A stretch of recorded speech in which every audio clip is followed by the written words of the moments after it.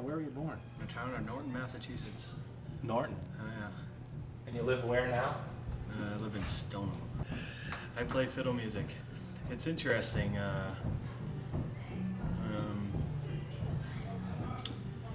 Basically, I can give you two stories. I'll give you one off the bat. One is there was always a fiddle behind the couch. This is the most recent story I've come up with, but it's truth. Fiddle behind the couch, my grandfather's fiddle, and my parents told me not to touch it. And then a 6-year-old kid, of course, would go and do that. Fall of 1990, I started playing the fiddle. And the crazy thing about it is I remember having a conversation with my grandfather that, when I started taking lessons. And that was the last phone call that I had with him. And I said, "Oh, you have to, teach me a couple of things." He said, "Yeah, I will." And then I went to Cape Breton for his funeral in the spring. So I look at it, it's crazy. Sometimes someone had made the comment, "I don't play the fiddle, it kind of plays me." It's true in some ways. It's got a spirit of its own. This grandfather you speak of, who is he? Bill Lamey. Who? Bill Lamey. Don't know. Who is he? Who is he? As a fiddle player, born in River Denny's, Cape Breton, and moved to Sydney for work, and then came down to Boston for work, and brought his family down with him, and then kind of did crazy things with the music scene here in Boston. Recorded like a good dozen 78s, which all got compiled into an LP in maybe the 80s. And, geez, I don't know. Some would call him an amateur musician, actually. In his obituary, I don't actually come across negatively. But in my eyes, I don't know, he did a lot, without a doubt. Not a composer, but a good dance fiddle player. And a good, just brought the Cape Breton music, brought music in general. There was old tapes I heard, at Orange Hall with my grandfather would be playing, and there'd be jazz musicians playing there. It's crazy, right? So he'd bring all these different types of music together. He lived in Jamaica Plain. Jamaica Plain's kind of still a similar scene. It's interesting, like this collaboration of music. And I see myself today. It's more in the Celtic scene at the moment, Irish and Scottish, but it's interesting, anyways. Your grandfather, he lived on Greenough Street, right? Greenough Ave. Yes. And he used to run dances where? It was Roxbury? Roxbury, Rose Croix, and Orange Hall and Brookline. I don't really know. I never actually heard him play in person. How old were you when he passed away? Oh, geez. Been 6 years old. So how do you feel about being someone who plays Cape Breton tunes living in Boston compared to living up there? Do you think it gives you an edge or I don't know, How do you feel about that? I've tried to go up there and get some work and whatnot. It's been interesting. It's a hard place to get work, for one thing. Being a Cape Breton fiddle player in anywhere, like if you go to Cape Breton, you're a small fish in a huge sea. Cape Breton is kind of a mecca for music. I make the comparison, I rock climb too, right? So meccas for rock climbing would be like Yosemite, the Himalayas, things like that. Meccas for music, Nashville. Ireland is pretty crazy. I've never been to Scotland. Cape Breton is pretty crazy. Like per capita, the fiddle players, it's pretty phenomenal. The amount of young people and people that play music and dance and they're into it. There's people that aren't, but. What about the scene in Boston? Oh, geez. The scene in Boston's pretty crazy. How do you feel about? We've talked about your family and the fact that there's not many other people playing tunes in your family down here. It's kind of. So how do you feel about carrying on a family tradition that unfortunately it's left in your hands and no one else's? Do you find that a kind of burden or? No, not at all. It's great. It's the best thing in my life right now. It's wonderful, really. It definitely skipped a generation. My family's pretty into it, though.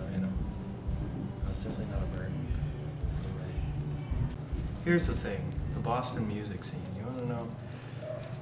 I don't know. It's interesting because it's almost like a network that it's been building ups, and I wasn't even aware of it. And I've kind of gone away out west on the rock climbing thing and snowboarding and all that. And then I come back and, you know, through 17 years of playing music, I have built this network of people. And I mean, musicians and whatnot. And musicians really kind of look out for each other, regardless on.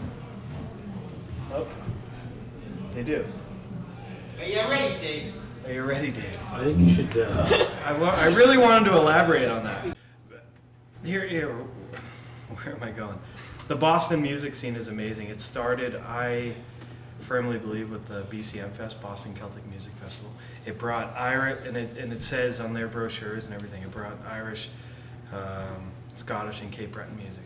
Now, Boston has an amazing Irish scene, but they all kind of stick together. And this kind of said, hey, anyone want to join this kind of little clique we got going on here, if you want to call it that? I don't know. Maybe that's a little off, but it's cool because we all have so much in common. It's one of those things where it's so far apart, or no, so close together, but yet so far apart. Irish, Scottish, and Cape Breton. What do we have in common? It all started at the same place. You know, the Celtic music, you know. They all spoke Gaelic, and they're all playing the same tunes. Geez, you could go on for hours about the tunes. The arguments you get with an Irish player, a friendly argument, of course, would be like, you'd be playing a tune and you'd, well, the name of the tune is this. No, well, I'd say it's this. And, you know, I try to stay out of it, you know, unless I know. It's like, geez, I have a book at home that is older than dirt, and the name of the tune is this, and this is who composed it. But yet it crossed the little water gap there into Northern Ireland, and then went down, and they named it something different, and it was kind of a, you know, traditional Irish tune. But there's so many, and it could be vice versa. I'm not trying to, like, you know, there's a ton of Irish tunes that the Scotch play as well. But there's just so many similarities.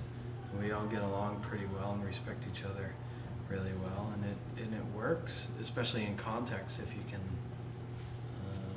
present it properly, right?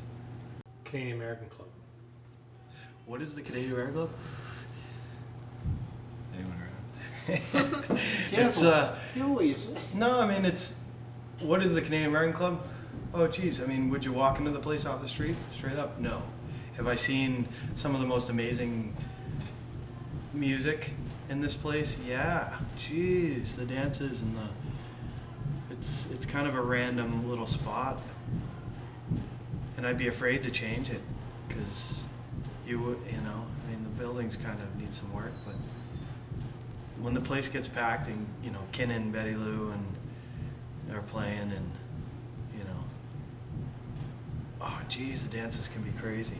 Just packed and everyone dancing, and it's just phenomenal. Ashley McIsaac, who's played in there, Howie and John Morris. That was, you know, I was young and phenomenal. Who else? Natalie McMaster. The first time I saw her play, I would have been at the Somerville Theatre, but then the next day here. You know, as far as Cape Breton music goes, when someone makes their start in Cape Breton and comes down to Boston, this is where they play. Maybe the French Club after that. It's another important part, but here first, and it's a great hall. Do you think you'd still be playing if it wasn't for the fact that there's actually something here in Boston to keep that, you know, Say again? basically you're seeing something here in Boston constantly. The Canadian American Club's always been here. So Yeah. as a kid, you were able to see this here. If that wasn't here and you only saw it in Cape Breton, do you think it'd have much of an effect on you as far as playing? The Canadian American Club is pretty important.